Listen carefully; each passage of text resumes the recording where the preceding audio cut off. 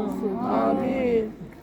İlahi Perverdigara şükür olsun sana, biz hansı kapıya gelmişik.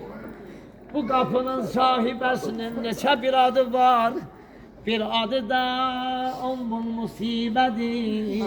Yani manası nedir? Musibetler anası Zeynep'dir.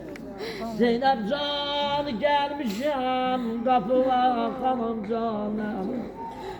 Eğer biri birinin evine konak gedende eli dolu gider hanım. Amma hanım canım, ben eli boş gelmişim kapıya hanım canım. Derdimi götürüp gelmişim kapıya hanım. Hanım, elə derdimi götürüp gelmişim kapıya, derdimi eskese diye bilmirəm hanım canım. An verirəm o güne kim? Bir günleri hanım Zeynep idi. İmam Hüseyin hanım Zeynep'in otağına dahil olanda gördü Allah gün düşüp Zeynep'in yüzüne. Buyurdular İmam Hüseyin geldi durdu Zeynep'in başının üstünde.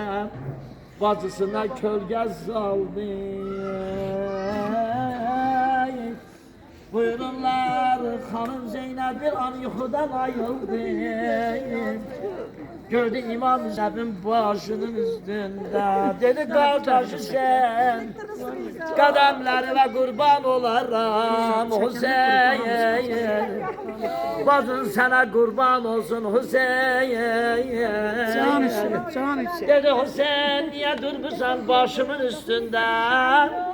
Dedi Zeynep bir anda gördüm yüzüme gün düşüp kölge oldum rahat yatasayam.